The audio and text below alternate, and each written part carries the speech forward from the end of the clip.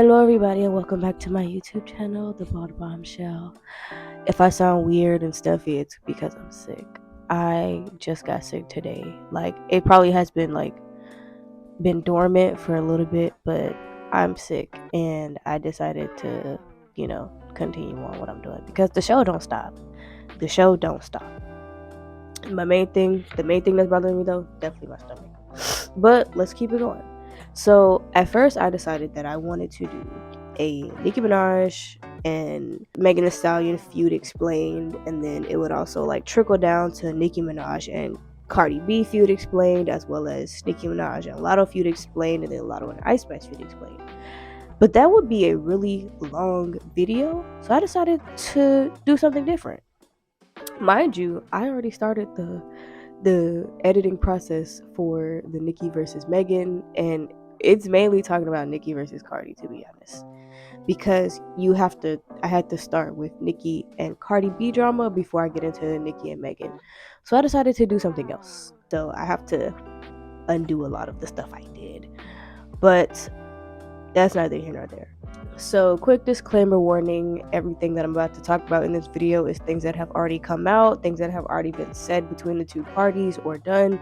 Some of the stuff that I will be going over, we definitely gonna have our own theories about it. We're definitely gonna, give our own 2 cents on certain situations as well, but ultimately we're staying neutral in this situation even though it already happened. We are staying neutral. We are not picking any sides. We're not doing any of that. And this is not a drama channel. This, however, is a drama piece, and this is not aimed at anybody in particular. This is just me wanting to report on something that happened a while ago to give a much more detailed report on what's currently going on now. And what I mean is, if I'm going to talk about Nicki and Megan, I have to talk about Nicki and Cardi. This drama interlaps. So I'm going to be talking about Nicki and Cardi B first in this part 1 series. And then I'm going to be talking about probably Nicki and Lotto next video. And then maybe Lotto and Ice Spice, and then Megan and Nicki. Now that everything has cooled down and everything has calmed down between the two parties, specifically Nicki and Megan, it's time. I decided it's time for me to talk about it because I've been wanting to talk about the situation. I find it very interesting, but I wanted to wait until everything had come out. And obviously, with what Megan Thee Stallion has going on now, which for her, love what she's got going on right now, I feel like it's a perfect time to do so. So, with the disclaimer out the way, let's actually get into the topic of discussion.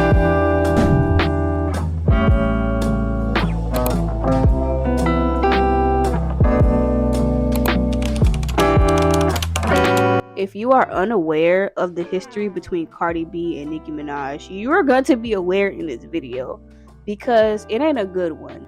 Cardi B and Nicki Minaj have not had a good relationship and they do not like each other, and there was really no resolution after 2019. It kind of just fizzled out. So in order for me to talk about Cardi B and Nicki Minaj's relationship, we have to go back to 2015, not because they started talking or whatever back then, but because this was when Nicki Minaj did the VMAs and she brought out Taylor Swift, and a lot of Taylor Swift's fans kind of crossed over to the Nicki Minaj fan base and vice versa. And then in 2017, Bodak Yellow came out. Now Bodak Yellow was Cardi B's critical acclaim to fame because of how popular the song was. It was playing everywhere on the radio stations. People just loved the song. It was just an instant hit.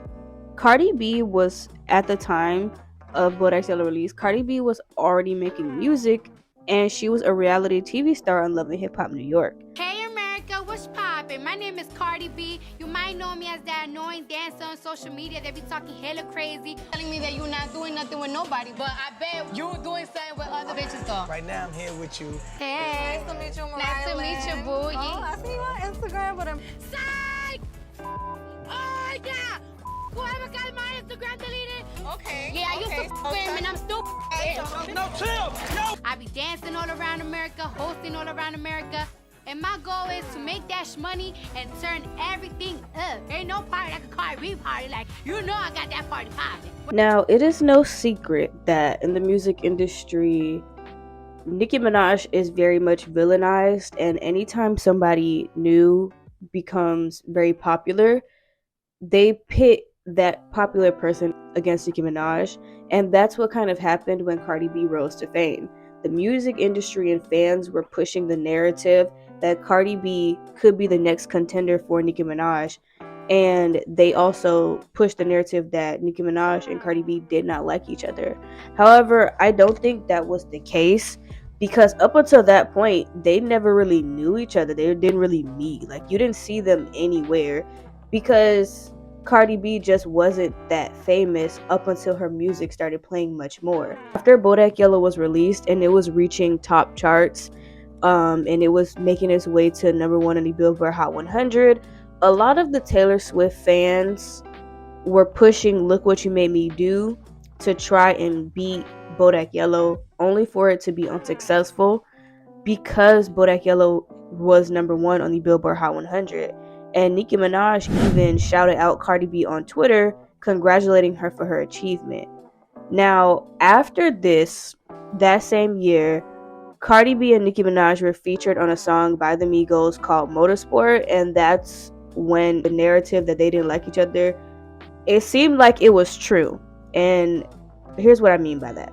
After Motorsport's release in 2017, Cardi B did an interview with Capital XTRA, and she was asked about Nicki Minaj, and she basically said that Nicki Minaj's verse was not, what it was supposed to be, and she changed it. And that was that. The interview went on. Now, I reference this interview because Nicki Minaj brings up this interview in a later interview that she did. After that Capital XTRA interview in 2018, April 2018, Cardi B is promoting her Invasion of Privacy album. And she does an interview with Ebro Darban where he asks her about Nicki Minaj and what happened between them. And this is what she had to say. Is there something between you and Nicki, or is that just internet made up? I just feel like it's really internet made up. Like, I really feel like fans and people, they really want to see that happen because it's really entertaining. To see people beef is entertaining. Like, I am going from when Nicki and Remy was beefing, everybody was tuning in like, ooh, what's next? What's next? But I don't really have the time for that. Like, it's like if you ain't my man, or if you not taking my money from me, you not stopping my money, then I don't really give a about you. People just want to pin it so much because it's entertainment, but they don't want to handle their own beef. And I spoke to her before in person, just like we talking right now, like this close to each other. So it's just like I always say, like, I don't ever want nobody sneak this in me. I'm not the type of person that if there's something that you could talk it out, you could talk it out, because it's not always rah this, rah that, because we grown. Unless you want to take it to the rah this, rah that. But other than that, it's just like I just feel like fans just keep doing it. Like, they just keep doing it. They just keep doing it, like, because they want it. Cardi B continues on with the interview, and she was then asked why her and Nicki Minaj didn't have any scenes together during the production of Motorsport. And she basically said that there was a scheduling conflict on Nicki Minaj's part, which Nicki Minaj later corroborates. I'm going to play the clip because I feel like it's very important. There's a little key piece in there that I feel like was kind of skipped over when you talk about the Nicki Minaj and Cardi B feud, because back then their circles intertwined. Even with the scheduling conflict, she's using my hairdresser now, so even he can attest to the fact. Tokyo, he knows that there really was a scheduling conflict, and it was because of him. He's the one that couldn't show up. And I texted him, I said, that if I don't show up the day she's shooting, they're gonna act like it's because I'm doing it to be mean. With the current Nicki hate train. And he wasn't able to come, he had something to do, and that's fine. So I had to shoot on another day. Okay, bear with me, guys, because I don't have my microphone. Now, the clip that I just played was when Nicki Minaj did her 2018 interview with Beats One. And here she discusses her Queen album, as well as the Drake and McMill thing that was happening around that time. How she got on Monster and met Jay-Z, and the Cardi B tension that happened or was happening at the time, and why she felt like Cardi B didn't like her. Up until this recent interview that she did, I had never seen her show me genuine love in an interview. And I could just imagine how many girls wish they could have been on a song with Nicki Minaj. And I mean, I'm not saying it in a cocky way, but like, yikes. I'm not saying that in a cocky way. I'm saying it like, the first thing out of your mouth when someone asks you about a Nicki Minaj feature is, she changed her version of it. Excuse me?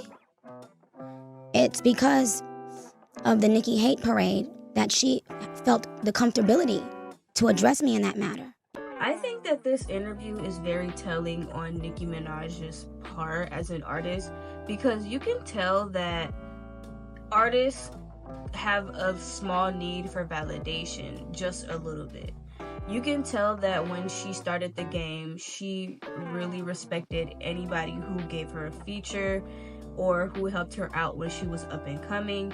And I feel like that's what she does now with the newer artists, where she doesn't just give anybody a feature. She gives the feature to those who validate her need for approval, if you get what I'm saying. And I'm not saying that in a bad way, because everybody needs some type of validation. And you can tell that Nicki Minaj kind of felt like Cardi B didn't like her, because Cardi B really didn't say much about Nicki Minaj or praised her like everybody else would. So she continues on with the interview, and she says something that I feel like was very much glossed over in 2018 about the incident where she posted to Twitter how she got on Motorsport and got so much backlash. With Motorsport, I kind of felt ambushed. You know, I felt like Quavo at that time was, like, Quavo is my baby. I love Quavo. And at the time, I went on Twitter and I explained how Motorsport came about. And, you know, people were saying that I was lying. So I texted Quavo and I said, hey, just, you know, could you back me up on this? Because, you know, I don't want people to think I'm lying. What do I have to lie about?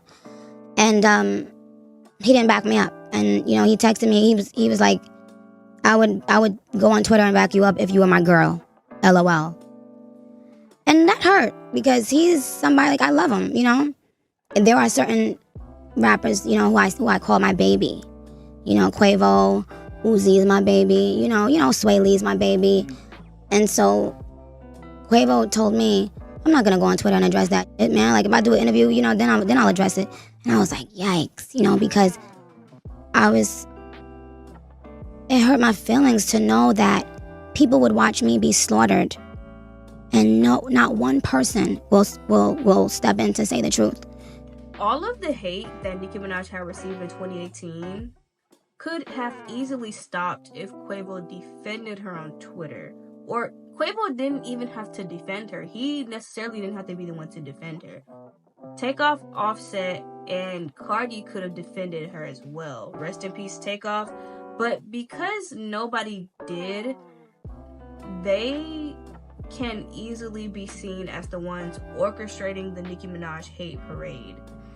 And it just looks bad on their part if what Nicki Minaj basically doesn't gain anything from it from her. They left her to defend herself against a bunch of Twitter trolls who were probably from the Cardi B fan base.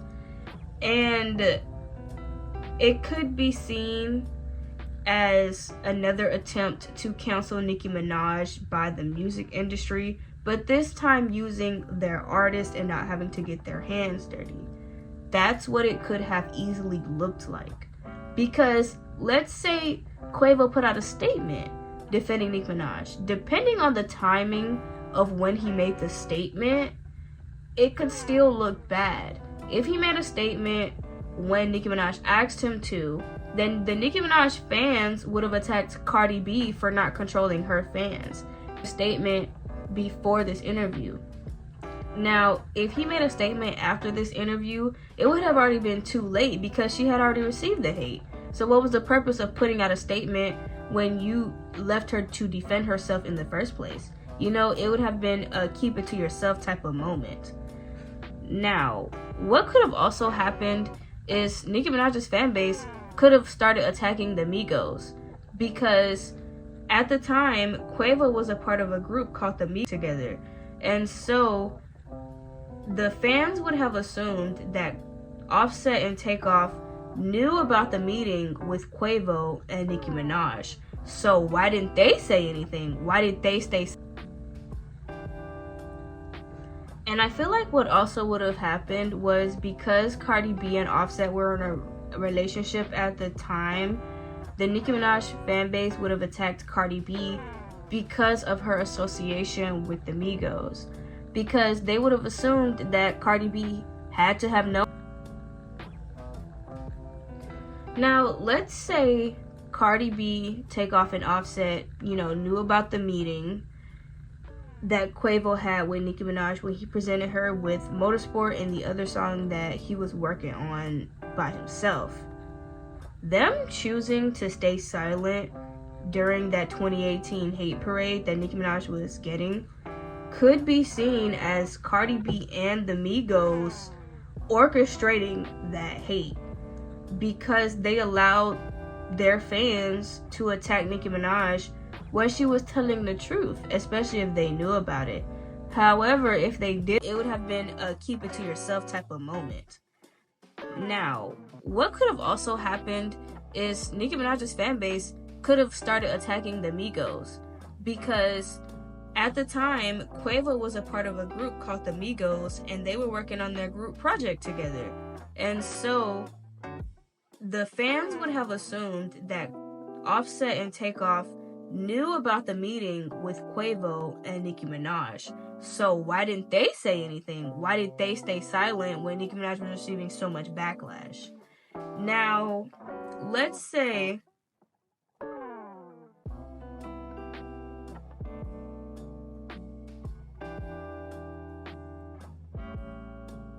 and I feel like what also would have happened was because Cardi B and Offset were in a relationship at the time, the Nicki Minaj fan base would have attacked Cardi B.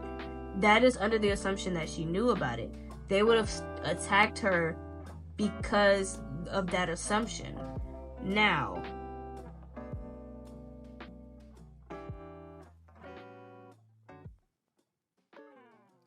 let's say Cardi B, Takeoff, and Offset, knew about the meeting that Quavo had with Nicki Minaj when he presented her with Motorsport and the other song that he was working on by himself. Them choosing to stay silent during that 2018 hate parade that Nicki Minaj was getting could have been attacked because of guilty by association. Based on public verdict, they would have still been guilty because of their association with Quavo. Now, I don't think Nicki Minaj is lying about her encounter. That's my opinion. I don't think she's lying about it. But let's say she was. Hold tight. I got it. Hold tight. Hold tight. Hold tight. Bitch, come here. Bitch, come here. Bitch, come here. Bitch, come here. One to all units. Second floor terrace ASAP. One to all units. Second. You got him? Yeah, I got it. Stay tight. Hold tight. Hold tight. I got you. Get One to all units. One to all units. Second floor terrace. ASAP. Second floor terrace. ASAP. Second floor terrace. ASAP.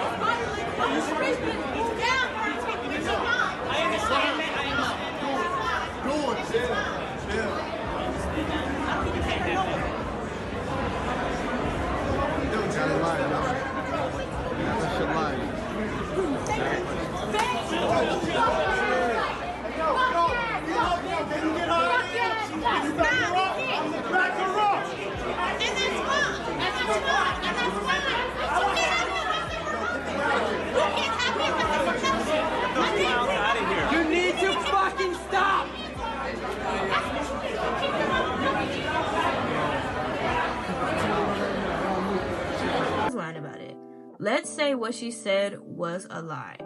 My question is, what personally would she have to lie for?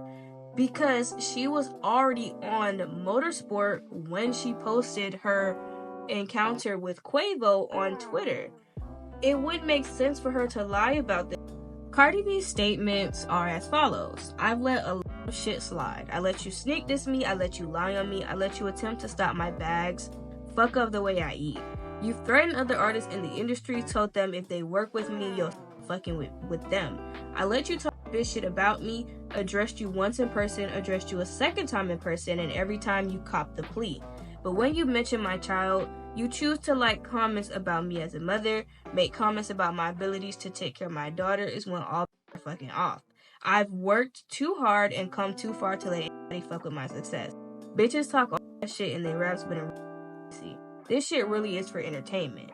Now, from what this statement says, the reason why Cardi B confronted Nicki Minaj at the Harper's Bazaar event is because Nicki Minaj was talking about her child, which is understandable. Any parent with a child would confront somebody who was talking about their child. It's just a natural reaction. Now, Nicki Minaj makes a couple statements in her Queen Radio podcast, kind of addressing Hennessy mainly, and somewhat of Cardi B's statements that she made after the Harper's Bazaar event, and we're going to get into it. One of the points she made was, can she not defend herself against Hennessy, who is Cardi B's little sister? Yesterday or whatever, I think, the sister was just saying some more really rude things about me. Lies. And so should I just not defend myself ever? Like, should I just... I know I'm the queen and I'm classy and it's all good and I'm rich out my... I get it, but... Now, this is the comment in question that Nicki Minaj is talking about. Nicki is allowed to defend herself against criticism or opinions or just blatant bullying. No one is saying you cannot defend yourself against people who critique you or who have a negative opinion about you or say something negative to you. We're not saying that. However, in this situation, for Nicki Minaj to kind of use Hennessy as an excuse to let her fans behave in a very negative way, especially because at the time of the event, they, specifically the fan base, Nicki Minaj's fans, were sending death threats to Cardi B, sending death threats to Hennessy, Mariah Lynn, and probably Jason Lee too. And I'm gonna show you the clip of Cardi B addressing this in her IG live story after the episode aired. Then, after my sister posted those disturbing text messages, oh, wait, let me show ya. This is my phone. Let me go to my text messages. I went all the way down from that fucking same day. Look.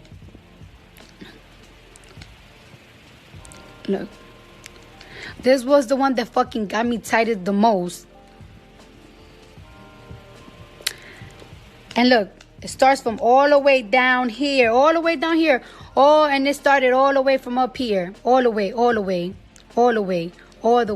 And one thing we have to remember is that this drama started solely because of the fan base and the music industry pitting Nicki Minaj and Cardi B against each other and trying to make Cardi B the next contender against Nicki Minaj. Hennessy did not start this drama. She only added to it. And if Cardi B had told Hennessy to stop making those comments online, would Nicki Minaj have then told her fan base to stop sending death threats to Cardi B, Hennessy, Mariah Lynn, and Jason Lee? Especially because they were already sent. What could you do at that point? You can't take that back. That's why they changed their numbers. There are 2 points that Nicki Minaj makes that I'm going to talk about as one because they relate to each other. She says that Ra Ali was the one who beat up Cardi B. So first thing I want to start by saying is that, and there's no way I can lie about this because I guarantee you there is surveillance footage in the building where the assault took place. I also had my cameraman there. So just to clear everything up for people who don't know, Ra really, really beat Cardi's ass bad. Whether or not this is true, it's not on me to speculate because I only saw what happened as a third person perspective. I wasn't there, so I don't know what happened. So we're not going to speculate on whether it was Raw Ali who beat up Cardi B or not. Now, she goes on to say that she'll give anybody $100,000 if they have the footage, and then says that she has the footage because Cardi B tried to take the camera away from the cameraman. Cardi B does address this point in her IG Live, and I'm going to play the clip here. How you saying that I got ragged by Riley when there is so many footages of that night, every single angle, and where am I getting ragged at? Why would I be here sitting in line like, oh yeah, I did this, I did that, knowing that the next day there's gonna be so much footages of that same night? And second of all, how you say that I was the wild animal, that I attacked you, that you was mortified, that you was humiliated, playing the victim, but now you're the gangster? You need to pick a side. Do you want to be the victim or do you want to be the gangster? You lie so much you can't even keep up with your fucking lies. First you're saying that you got the footage, your cameraman got the footage, but now you're talking about you want to pay somebody $100,000 if they give you the footage? Yo, makes sense when you talking. Now, whether or not this is true is not up to me to decide again, because at this point it's just speculation, because Nicki Minaj never put out the video of Cardi B trying to take the camera away from Nicki Minaj's cameraman. So it's all speculation and hearsay up until somebody puts something out. Another point Nicki Minaj makes is that because Cardi B didn't get any of her male friends or her own security involved, then security couldn't have possibly hit her. And you know damn well, if a nigga hit you, you would have got niggas involved. Because if a nigga hit me, I'm getting my niggas involved. So you know damn well a nigga ain't put that down on your head. But we let that ride. This statement can be considered an appeal of ignorance fallacy. An appeal of ignorance fallacy is when you argue that your conclusion must be true because there's no evidence against it. And so Nicki Minaj is saying because Cardi B didn't get her security or male friends involved, then there's no way security could have hit her on her head. Just because Cardi B didn't escalate the situation by getting her people involved doesn't mean security didn't hit her.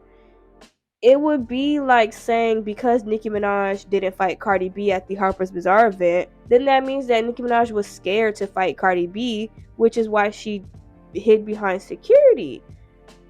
You see where I'm going with this? Just because Nicki chose not to engage with Cardi B at a very exclusive event doesn't mean that she's afraid to fight Cardi B or that she can't fight. And just because Cardi B chose not to get more people involved doesn't mean security didn't hit her. Security could have still hit her and Cardi B still could have chose not to get her security or male friends involved. Now, another point Nicki Minaj brings up is that Cardi B was the one stopping her bags, but she wasn't stopping Cardi B's bags. We let so much ride. I let it ride that I met up with you in a hotel room and you told me that my verse on the 21 Savage London on the Track Offset record was about you. I called my engineer. I said, hey, can you tell her when I recorded this verse, she wasn't popping yet? I didn't know anything about her. Because she said that I did that verse about her. So Offset couldn't do the video. You talking about stopping bags. I never tell the truth about anything. But if we want to talk about, so Offset and 21 Savage didn't do that London on the Track record because she said that I was talking about her. It was clear that she wanted to turn them against me, and she succeeded. That's what she wanted to do because you know what I mean. She succeeded in that. And then the Crippy Kush record, she wanted to get on that record. I ended up getting on it. Mm-hmm. And if you notice, it went from being 21 Savage to Travis Scott on it. He wasn't allowed because he was on her single. And it's interesting with Travis Scott. So now, mind you, I could have said you stopped my bag twice with 2 videos. I never said a word. But y'all keep on saying I'm stopping. Stopping what? They asked me, am I okay with putting Travis Scott on the Crippy Kush remix? I mean, on the, instead of 21. And I said, sure. And he ended up being in the video. What I find interesting about this situation is that both of them have basically said the same exact thing when it comes to their money being messed with. but I don't think they understand that there had to have been somebody in the middle who was going back and forth between the two, telling them that this artist does not want to work with you because of this reason. That's what I feel like what happened. I don't think that they told specific artists to stop working with the other person. I don't think Nicki Minaj told specific artists to stop messing with Cardi B, just like I don't think Cardi B told specific artists not to mess with Nicki Minaj. And Cardi B does say that she never told 21 Savage not to work with you. I'm gonna play the clip here. Now you're trying to say that I'm trying to stop your bag because 21 Savage didn't do a music video with you. Sis, I'm not even that close to that man. So how can I have that power to that man to tell him, hey, don't do this music video that you're getting paid for me? Get the fuck out of here. That song, that No Flag song, that they didn't do the music video with you, 21 and Offset, the song wasn't doing good. It wasn't doing that much numbers. So why would they waste their time? And you out here saying that I'm trying to stop your bag, right? But I'm actually helping you get a bag because that diesel deal that you got, yeah, that came to me first. And I had to decline it because I'm already working with fashion brands, which y'all gonna see because there's more than Fashion Nova.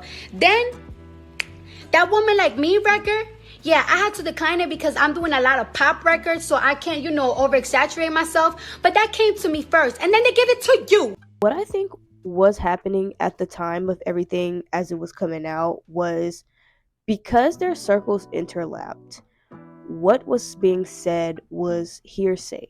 What was being said was from a middleman or a third person perspective that they are close with. I feel like there was somebody that was in their inner circles that they both were close with, they just didn't know it. And that person was going back and forth telling them this is what was being said and stuff like that. I don't think that they were messing with each other's bags, but then again, I also don't know because I wasn't there and I'm not Nicki Minaj, just like I'm not Cardi B. So it's all speculation up until somebody comes out and says, oh yeah, this is true or this isn't true. She also says that she doesn't want to talk about the conversation that her and Cardi B had in the hotel room together because it could be detrimental to Cardi B's inner circle. There's so much I can say. She and I met face to face, and there are things that we discussed in that room that I still won't say because I know if I say, it's gonna cause problems for her circle, and I'm not a devious person. My question at that point would be, what did Cardi B say that was so bad about her friend group that you don't want to say it? That's my question that I have for Nicki Minaj as like a spectator. I know she'll probably never say what was so bad that Cardi B could have said, so it's all speculation on what she did say. However, with Nicki Minaj bringing this up in her Queen Radio, it just causes more drama whether she realized it or not at the time. By you saying that you're not going to talk about the conversation that you and Cardi B had in that hotel room because it could causes drama regardless of what you say or not. Just because Nicki Minaj didn't give any details about what was said doesn't mean that it won't cause drama within Cardi B's friend group, because what it does, it implies that Cardi B said something about her friends that she felt comfortable saying it to Nicki Minaj, and it wasn't good. It opens the door for speculations. It opens the door for implications.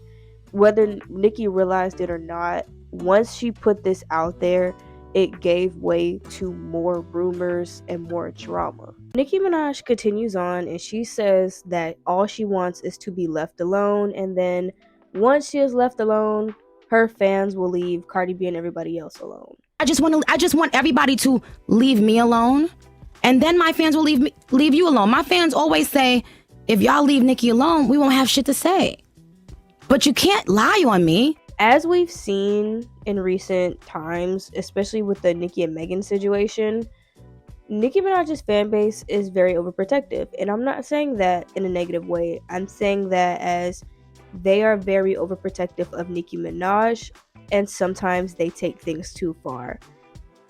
With the Nicki and Cardi situation, Nicki Minaj's fans have always been on Cardi B's neck for no particular reason whatsoever. Like, even when Nicki and Cardi first collaborated together, and there was literally nothing negative said from Cardi B's part, the fans still made an issue no matter what. I feel like Nicki Minaj saying this statement, it shows that she is aware of her fans' behavior, and she tends to weaponize her fans as well. A good example of this would be with the Nicki and Megan situation, and how Nicki Minaj had said that she could give the green light for her fans to vandalize Megan Thee Stallion's mom's gravesite. I feel like that is just in poor taste, and that's a clear line drawn in the sand, in my opinion. So for her to say this statement, it just shows how aware she is of what her fans are capable of, and how sometimes she does endorse that type of behavior. That is my opinion, though. She continues on and she talks about the verse in Motorsport, and this is what she had to say about it. And then on Motorsport, you said I was dissing you because I called you a quarterback. When Lil Wayne said that was the best compliment I've ever given a female rapper ever. Now, Cardi B did respond to this, and this was her response to the Motorsport verse being brought up. And since you want to bring that Motorsport shit up again, I'm glad you brung it up because I've been dying to talk about it for a fucking hot minute. First of all, you changed your verse 2 or 3 times, and the day before we were supposed to do the Motorsport video, you turned in your last verse of it. And I was not feeling of you talking about, oh, if Cardi the QB, I'm Nick Lombardi, following it up with, bitch, you my son, go sit on a potty. Bitch, you not my coach, because you never helped me to get in this fucking career, and I'm nothing like you, so I'm definitely not your fucking son. I'm a real ass person, you not. I feel like, and this is my opinion, just because it comes off as a compliment or you think it's a compliment doesn't mean it can't be offensive. It's like telling a joke to your fans who you know your fans will laugh, but if you've told that joke to somebody else, they might not laugh. In this case in point, Nicki Minaj says that she wasn't making a dig at Cardi. Cardi, however, just took it that way. I can see from Nicki Minaj's standpoint why she thought this way or why she felt this way. Just like I can see from Cardi B's standpoint how she felt like Nicki Minaj was taking a dig at her by saying that she was coaching her into success. I can understand both sides of the argument. So that is my take on that issue. The final and most important point of the episode that I want to talk about is how Nicki Minaj says that she was not the one who leaked anybody's numbers. But you can't lie on me. Leaking numbers. I was doing a photo shoot. I didn't even know what was happening. Somebody hit my phone and I'm like, what's going on? Leaking numbers? What type of bird shit you talking about, bitch? Now, Cardi B responds to this, and she brings up a few good points, and I'm going to play the live. Makes sense. How come my phone number got leaked 1 hour after that altercation at the Harper's Bazaar party? Tell me how Mariah Lynn number got leaked. A couple of weeks, a couple of months, I'm not sure, when, you know, that whole Gwyneth situation was happening. And Ra Lee used to have her number. Jason Lee's phone number just got leaked recently. And who had his number? Ra Lee. How come everybody that y'all have issues with, that y'all have the numbers in y'all camp, their numbers got leaked? My sister just got into an argument with Ra Lee, right? Well, how come my sister number haven't gotten leaked? Because y'all don't have it. How come my new number hasn't gotten leaked? Because y'all don't have it. Isn't that funny? Now, I don't know if what is being said is true because I wasn't there. I'm not Nicki Minaj, just like I'm not Ra Ali. Up until this point, it's only speculation whether Nicki or Ra Ali was the one who leaked the numbers. Cardi believes that Ra Ali was the one who leaked their numbers. Now, if you don't know who Ra Ali is, Ra Ali was a cast member on Love and Hip Hop New York with Mariah Lynn, Hennessy, and Cardi B. They were all on Love and Hip Hop New York together, so I can see why Cardi B would think Ra Ali was the one who leaked Hennessy, Mariah Lynn, and Jason Lee's phone number. Because out of everybody from Nicki Minaj's circle, she was seemingly the only person that had it. So I can see where Cardi B thinks this is true, but again, we don't know. Now, I can understand also why Cardi B thinks that Nicki Minaj, who is the common denominator between their phone numbers getting leaked, was the one who gave the green light to have their numbers leaked. So I understand what Cardi B is saying in this live. However, it is all based on speculation. That's all it is at this point, because we don't know if it's true or not. Nicki Minaj says that she was at a photo shoot when everything had went down. So that is the last point I wanted to bring up. Now, Cardi B does talk about how Nicki Minaj says she used payola. If you go and listen to the episode, now you can find the episode on YouTube. That's how I found it. I'll link it down below. But Cardi B says that Nicki Minaj said she used payola, which is where artists pay the DJ to promote their music. Whether or not an artist used payola, I really don't care. Music is music, and if you want to use a DJ to promote your music, I don't see why you can't, and I don't see what the issue is. So that was brought up. And that is the end of the Cardi B and Nicki Minaj saga that happened in 2017. Now, if you've made it to the end of the video, thank you guys so much for watching. I really put my time, energy, heart, soul, mind, body, all of that into making these videos. And at this point, I'm just doing it for pleasure. That's why it'd be taking me a month to get some videos out. I do want to get more videos out, but with my schedule set up, monthly videos is where it's going. Now, I do like making essay pieces, so my next video will probably be an essay piece. I don't know yet. I don't know. I feel like that's the direction we're going. We're gonna just become a essayist channel. I don't know. But let me know if I've missed anything down below in the comment section. Don't forget to like, comment, and subscribe, guys, for more monthly uploads. Yeah. And don't forget that I like engagement too, you know. I don't have to be thinking up some stuff too. I can just be a dumb girl sometimes. Go ahead and leave me some suggestions down below about what you guys want me to talk about. I would love to see that, some comments down there. But anyway, thank you guys so much for watching. I hope you have an amazing day whenever you're watching this, or night, and take care, guys. Love you. Mwah. Did I just do that? No, we're not doing that ever again.